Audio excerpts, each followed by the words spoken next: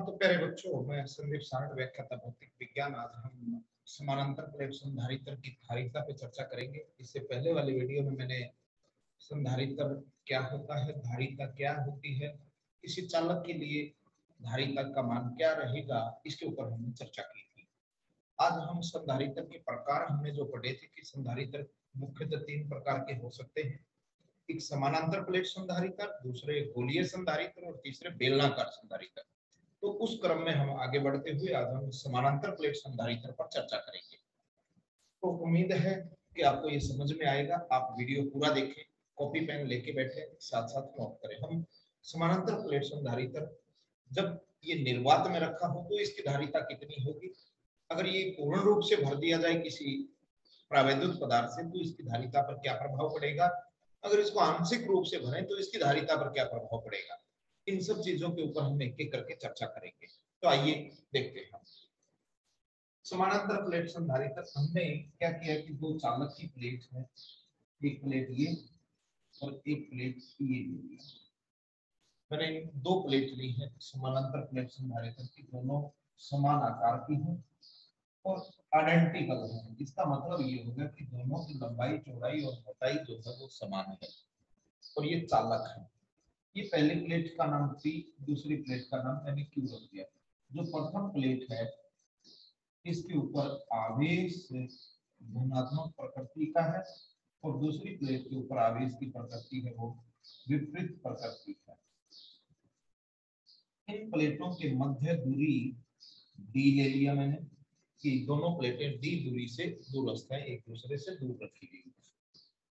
इन प्लेटों की जो पृष्ठ घनत्व है इसका सिग्मा प्लस है और इसका सिग्मा माइनस है, क्योंकि प्लस की है आवेश और एक पे माइनस की वो आवेश है, इसलिए के ऊपर ये ध्यान रखना कि पृष्ठीय आवेश घनत्व का मान समान रहेगा लेकिन उनकी प्रकृति विपरीत रहेगी, क्योंकि एक धनात्मक और एक ऋणात्मक। इनके बाह्य भाग हैं ग्राउंडेड है, इसलिए इनकी आंतरिक प्लेट के ऊपर हमने आवेश उत्पन्न किया है। और इसके अंदर विद्युत क्षेत्र की तीव्रता अगर आप देखें तो ये दिशा विद्युत क्षेत्र की तीव्रता की होगी, क्योंकि विद्युत क्षेत्र की तीव्रता धन आवेश से ऋण आवेश की ओर होता है।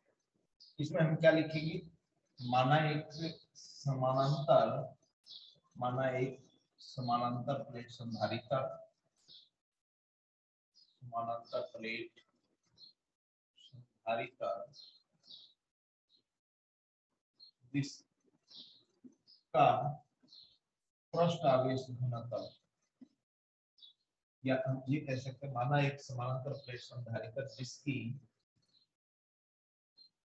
प्लेटों का पृष्ठ क्षेत्रफल कैपिटल ए व प्लेटों के मध्य दूरी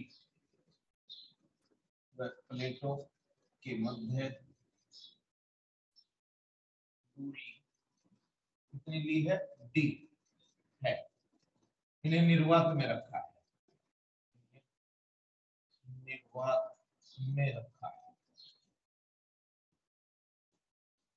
हमें इसको निर्वात माध्यम में मान के चले हैं कि यहाँ हमारा निर्वात है। अब हम क्या देखेंगे, प्लेट P व Q पर पृष्ठ घनत्व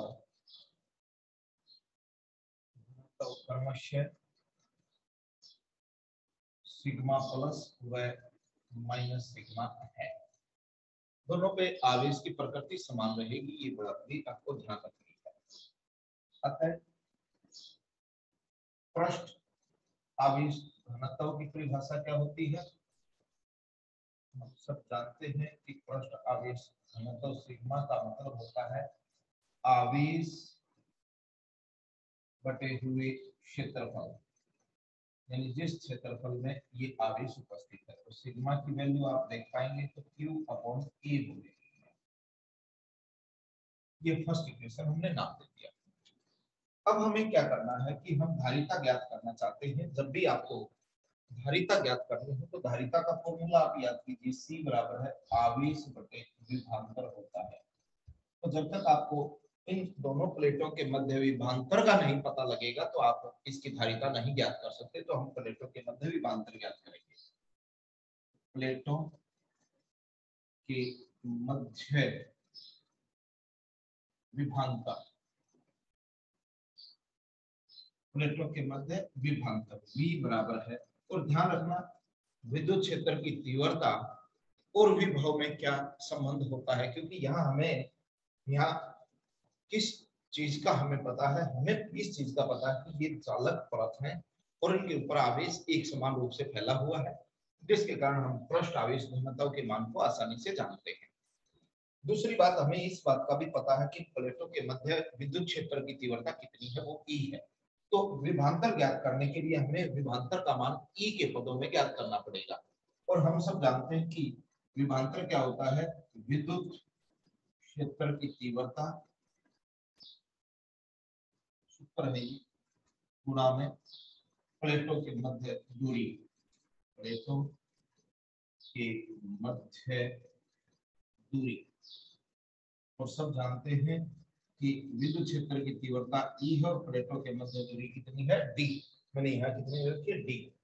लेकिन चालक प्लेट है ये, और चालक प्लेट के कारण विद्युत क्षेत्र की तीव्रता का व्यंजक हम सब जानते हैं गाउस नियम से।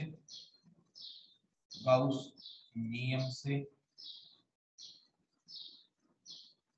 चालक प्लेट के लिए, चालक प्लेट के लिए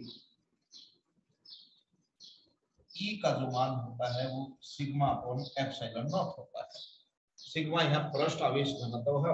अगर ये ध्यान नहीं हो तो गाउस नियम के अनुप्रयोग वाला टॉपिक जाके देखें चद्दर के लिए, वहां मैंने इसको समझा रखा है। तो यहाँ रखूंगा इसकी value sigma upon epsilon not into D। ये विभव का मान यहाँ तक हमें मिल जाएगा। लेकिन हम सब जानते हैं कि पृष्ठ आवेश घनत्व आवेश व क्षेत्रफल के अनुपात के बराबर होता है।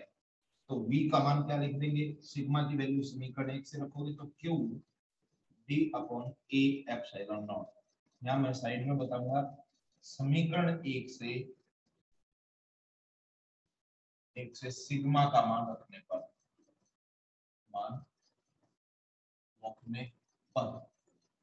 तो ये हमारा विभव बन जाएगा। और जैसे ही विभव का मान आवेश के पदों में आया, हम सब जानते हैं परिभाषा से, तो हम यहाँ लिखेंगे धारिता की परिभाषा से, धारिता की परिभाषा से। और धारिता की परिभाषा थी कि C बराबर है Q अपॉन V होता है। V का मान उठा के रख देंगे तो हमारे पास आ जाएगा Q अपॉन V का मान रखें QD, और A एप्सिलॉन नॉट पलट के ऊपर चला जाएगा, Q से Q काट दो तो C की जो वैल्यू है वो A epsilon not upon D हो जाएगी। ये निर्वात में समानांतर प्लेट संधारित्र की धारिता है। हम यहाँ से ही एक चीज देखना चाहेंगे और मैं यहाँ इसको एक्सप्लेन करूंगा अच्छे से। इस बात को यहाँ हम प्रदर्शित करेंगे। ये आपका निर्वात में मान है, कहाँ है ये, निर्वात में, क्योंकि आपका माध्यम निर्वात है यहाँ पे। और इस समीकरण का नाम आप कोई भी समीकरण नंबर 2 कह सकते हो, कोई फर्क पड़ने वाला नहीं है। अब ये कह दे कि पहला केस है, यदि प्लेटों के मध्य, यदि प्लेटों के मध्य के प्रावैधुतांक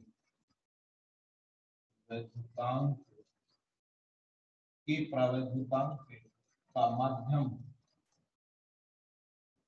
या के प्रावैधुतांक का पदार्थ पूर्ण रूप से भरा हो, पूर्ण रूप से भरा हो। यानी हमने क्या किया है कि अब पहले तो ये निर्वात था, अब हमने क्या कर दिया, निर्वात की बजाय हमने एक ऐसा पदार्थ इस तीन प्लेटों के बीच में पूर्ण रूप से भर दिया, यानी सारे के सारे स्पेस में, जिसका प्रावैधुतांक कितना है के। तो धारिता C डैश नई धारिता हो जाएगी। C डैश का मतलब है नई धारिता। C डैश का मान क्या हो जाएगा, हम सब जानते हैं कि फॉर्मूला समीकरण 2 से ये है, A नहीं बदलेगा क्योंकि हमने क्षेत्रफल को नहीं बदला, हमने प्लेटों के बीच दूरी को भी नहीं बदला, हमने बदला किसका है, एप्सिलॉन नॉट को बदला है, यानी नया माध्यम आएगा तो उस एप्सिलॉन एम। परंतु हम सब जानते हैं, परंतु एप्सिलॉन एम का मान k इंटू एप्सिलॉन 0 होता है। यानी ये हमने बार बार पढ़ा है, बल के लिए भी पढ़ा था, ये हमने विद्युत क्षेत्र की तीव्रता के लिए भी पढ़ा, ये विभव के लिए भी पढ़ा था, और आज हम यहाँ यूज करेंगे। तो C dash is equal to क्या हो जाएगा, A epsilon 0 K upon D। और इतने से भाग को देखिए, A एप्सिलॉन और D समीकरण 2 से, तो इसकी वैल्यू C है। तो हम क्या कह सकते हैं, अतः हम ये कह सकते हैं कि अतः C डैश का मान K C के बराबर हो जाएगा। और इससे क्या पता लगता है कि किसी माध्यम की उपस्थिति के कारण संधारित्र की धारिता निर्वात में इसी संधारित्र की धारिता का k गुना बढ़ जाती है। देखो k गुना बढ़ गई, k से गुणा कर दिया c को। अब इसको गणित की भाषा में समझ ले।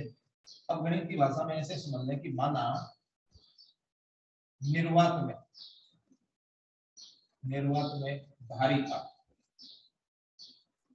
C बराबर है, सपोज कर लिया 5 माइक्रोफैरड है, क्योंकि संधारित्र की धारिता जो होती है उसका मात्रक फैरड होता है, याद रख लेना। तो मान लीजिए निर्वात में इतना मान है, अब एप्सिलॉन यानी k का मान क्या देखिए, ये 2 दे रखा हो, यानी हमने अब निर्वात की बजाय एक ऐसा प्रावैद्युतांक माध्यम इसके अंदर भर दिया जिसका मान है जो प्रावैद्युतांक का वो k है, तो k की वैल्यू कितनी है 2। तो नई धारिता क्या हो जाएगी, नई धारिता अगर आप देखें तो C डैश नई धारिता क्या होगी, k का मान 2 गुणा में 5 माइक्रोफैरड, तो आप देख पा रहे 10 माइक्रोफैरड होगी, यानी बड़ी है या घटी है, बड़ी है, स्वाभाविक सी बात है। तो हमें ये पता लगता है कि C डैश का मान C से बड़ा हो जाता है। तो कितना बड़ा हुआ, देखिए पहले 5 था, अब 2 गुना बढ़ गया, यानी इसका मतलब जितनी वैल्यू k की है उतने गुना बढ़ जाता है। तो हम कह सकते हैं कि किसी माध्यम की उपस्थिति के कारण किसी संधारित्र की धारिता का मान उसके निर्वात में धारिता के मान का k गुना बढ़ जाएगा। ये इतना अच्छा आर्टिकल था संधारित्र के लिए, आप इसका एक बार स्क्रीनशॉट ले लें, कॉपी पेन लेके जरूर बैठे, नोट करें, इसको समझने की कोशिश करें। अभी कुछ बात और बताता हूँ इसकी, मैं इसको एक बार यहाँ से हटा देता हूँ, हम इसके बारे में थोड़ा सा और पढ़ेंगे। हम ये चीज पढ़ेंगे कि संधारित्र जो है हमारा, ये पैरेलल प्लेट संधारित्र, इसकी धारिता निर्भर किस पे करती है, हम इसको भी जानने की कोशिश करेंगे। धारिता की निर्भरता, धारिता की निर्भरता,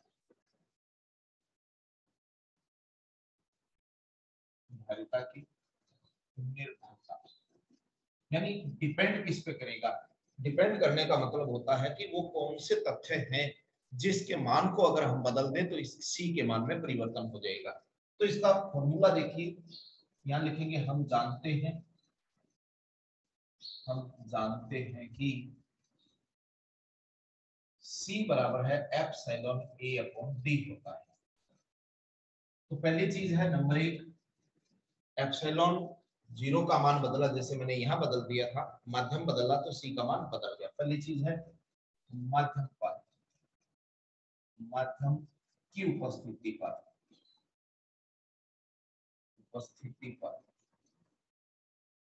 पहला समझ में आ गया।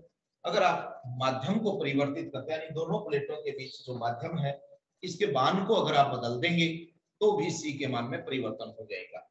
दूसरी चीज, क्षेत्रफल को बदल दो, क्योंकि प्लेट पतली है, मोटी ले लो, मोटी है तो और बड़ी ले लो, छोटी ले लो, तो उस पर भी निर्भर करेगी। यानी प्लेटों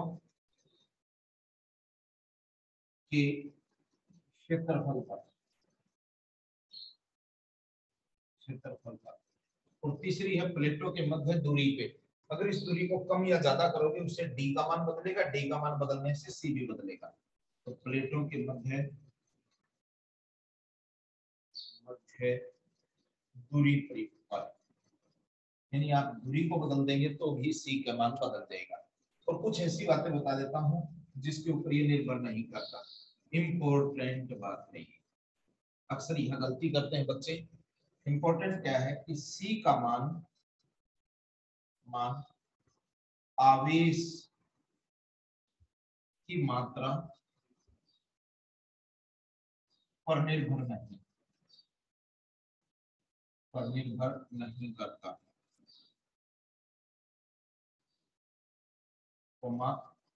विभव के मान में परिवर्तन पर भी निर्भर नहीं, विभव के मान पर भी निर्भर नहीं। अब सोचेंगे कि ये कैसे। अब देखिए क्वेश्चन कैसे पूछ ले तो आपको क्लियर हो जाएगा। अब क्वेश्चन से समझने की कोशिश करेंगे। क्वेश्चन में कहा कि निर्वात में एक समानांतर प्लेट संधारित्र की धारिता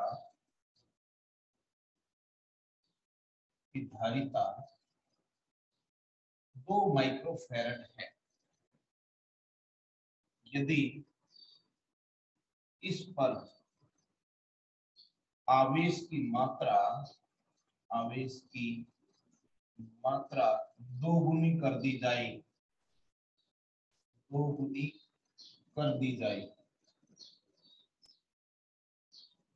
तो नई धारिता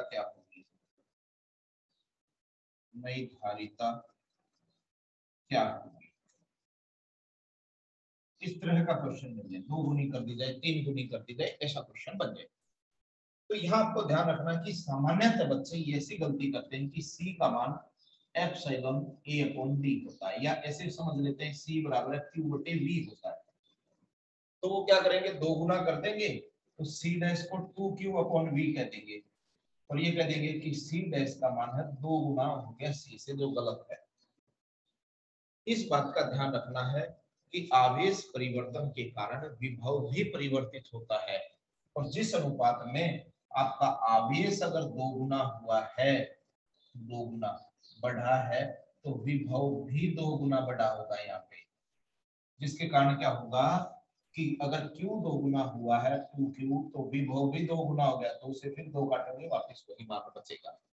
यानी आवेश बढ़ाने पर विभव का मान उसी अनुपात में बढ़ने के कारण हमारे आवेश की मात्रा को परिवर्तित करने पर उसकी धारिता पर कोई प्रभाव नहीं पड़ता। ये कंसेप्ट आप अच्छे से समझ लें, क्लियर हो जाएगी ये बात।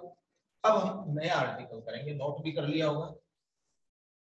अब हम एक नए आर्टिकल की बात करते हैं कि समानांतर प्लेट संधारित्र है, अगर इसको आंशिक रूप से भर दिया जाए तो क्या प्रभाव पड़ेगा। यही समानांतर प्लेट संधारित्र लिया मैंने। अब हमने इसको पूर्ण रूप से भरा तब देखा था ये, अगर ये आंशिक रूप से भरा हो तो क्या प्रभाव पड़ेगा, इसको हम जानने की कोशिश करेंगे। तो हमने यहाँ लिखा आर्टिकल कि आंशिक रूप से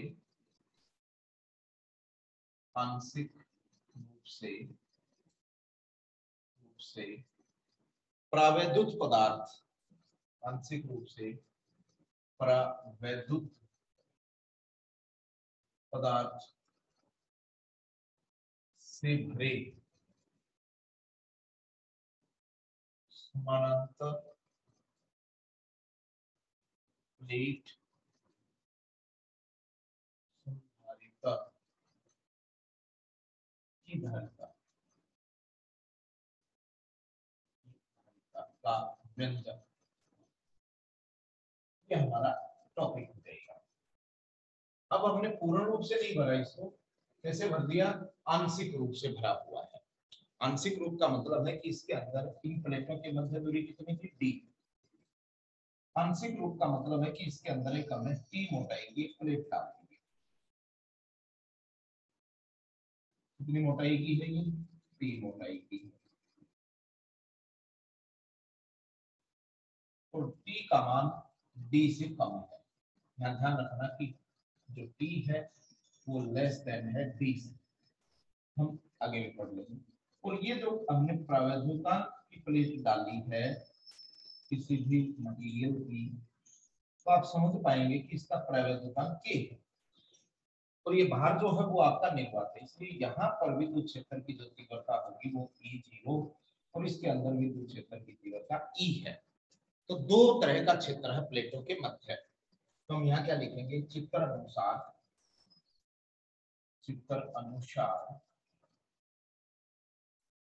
टी मोटाई व के प्रावैधुतांक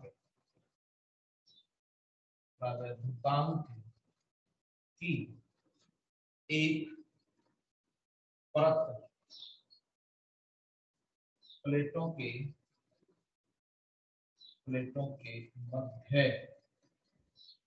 रखी गई है इस तरीके से, जिसके कारण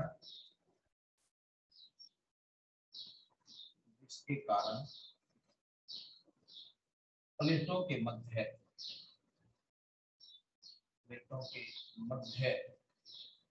आप देख पा रहे होंगे प्लेटों के मध्य क्या हो जाएगा, मध्य दो प्रकार का विद्युत क्षेत्र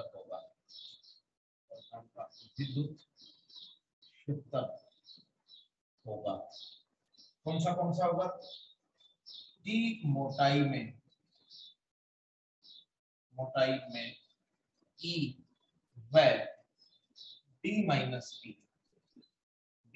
टी मोटाई, इसको हम क्या कह सकते हैं, शेष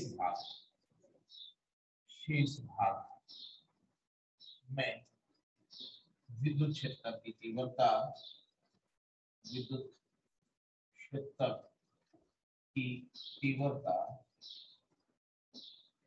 E0 है।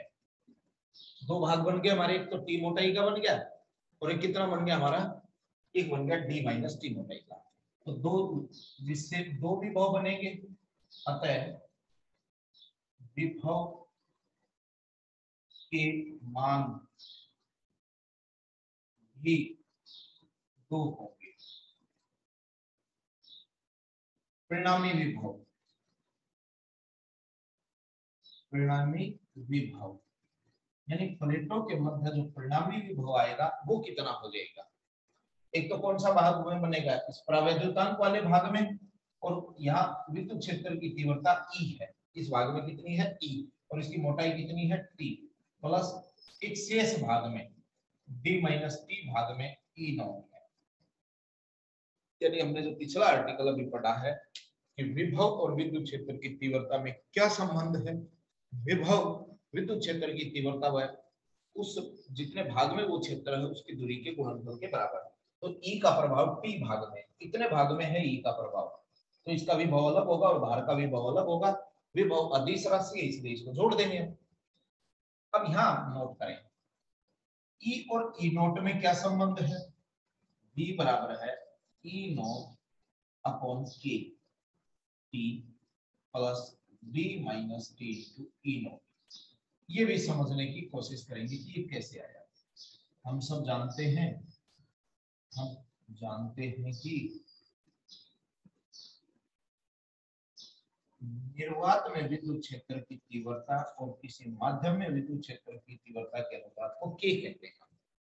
K का मतलब यहाँ प्रावैधुतांक है, ये क्या है, प्रावैधुतांक यानी नियत मान होता है।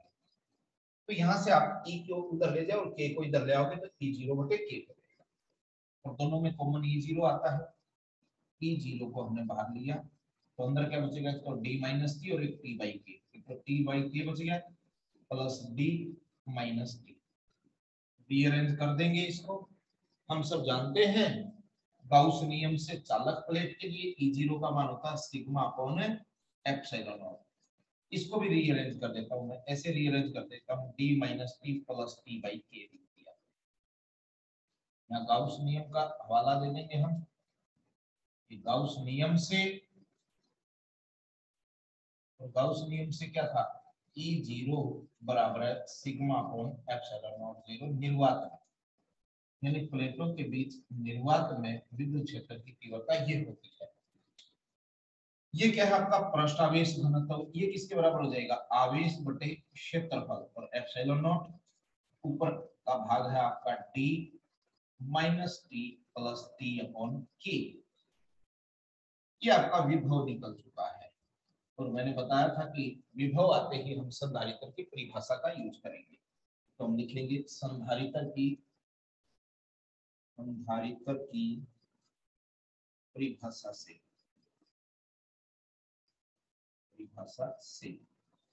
संधारित्र की परिभाषा क्या कहती है? C बराबर है Q बटे V। तो हम लिख देंगे C बराबर है Q बटे V। ये संधारित्र की परिभाषा है। मैं यहाँ लिखूंगा इस मान को, इधर लिख देता हूँ। तो V का मान ये रखेंगे तो C क्या बन जाएगा हमारा? C बराबर है Q ऐसे का ऐसा डिवाइडेड बाई V का मान ये रखो Q, और ये वाला पार्ट तो नीचे आ जाएगा Q into D minus T plus P upon K। और जो नीचे वाला पार्ट है A एप्सिलॉन नॉट पलट के ऊपर चला जाएगा A एप्सिलॉन नॉट। Q से Q काट दो तो आपकी जो धारिता है वो आ जाएगी A epsilon not upon D minus T plus P upon K। ये आपकी धारिता का सूत्र है। अगर आपकी प्लेट आंशिक रूप से भरी हुई है तो ऐसे हो जाएगा। यही मैं एक चीज और एक्स्ट्रा आपको समझाने की कोशिश करता हूँ, और वो एक्स्ट्रा चीज क्या होगी कि अगर एक की बजाय एक से ज्यादा अगर प्लेटें आ जाए तो क्या होगा, हम उसको भी समझने की का प्रयास करेंगे यहाँ कि अगर एक से ज्यादा अगर प्लेटें हैं तो फिर क्या प्रभाव पड़ेगा। अब देख लीजिए, ये आपका जर्नल फॉर्मूला बन गया। इसको ये ध्यान रखना। मान लीजिए हम पहले इसको एक बार लिख लो, आप नोट कर लो इसको। मैं इसको हटा के फिर हम इसको जर्नल पढ़ेंगे। ले लिए? ओके। अब देखिए, ये हमारा एक जर्नल फॉर्मूला बना है और ये एक प्लेट के लिए बना था। हमने अब क्या किया, संधारित्र यही है, समानांतर प्लेट संधारित्र है। जब हमने देखा कि एक पट्टी का है, मतलब प्लेटों के मध्य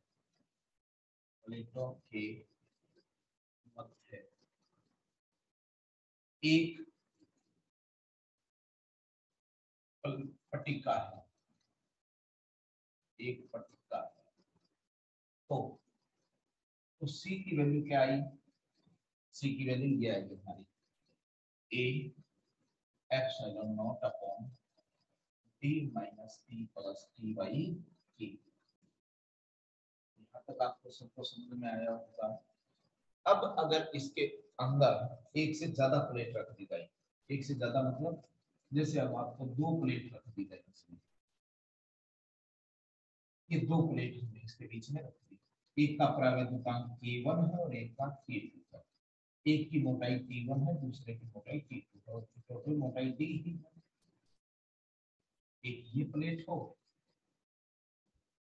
एक ये प्लेट हो, इस तरीके से हो सकती है। दो प्लेटें हो आपके पास, अलग अलग प्लेटें हैं, तब क्या होगा? ये पहला केस है। दूसरा, जब दो प्लेट K1 व K2 प्रावैधिकांक की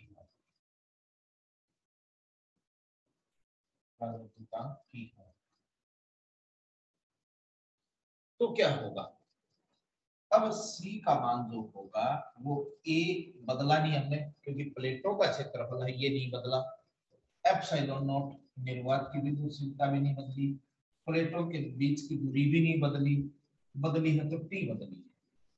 एक प्लेट थी तो T मोटाई थी, दो होगी तो T1 प्लस T2 हो जाएगा। तो अब इसको ब्रैकेट लगा के T1 प्लस T2 कर देंगे, यानी दो आ गए प्लस का। यहाँ भी तो बदल गया ना, एक था तो T बाई K, दो होंगे तो क्या होगा? T1 by K1 plus T2 by K2। ये दो प्लेटों के लिए।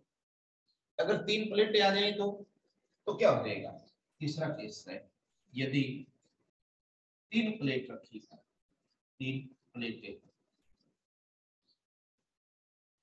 तो C की वैल्यू अब क्या बन जाएगी? A बदला नहीं, एप्सिलॉन नॉट बदला नहीं, D को बदला नहीं।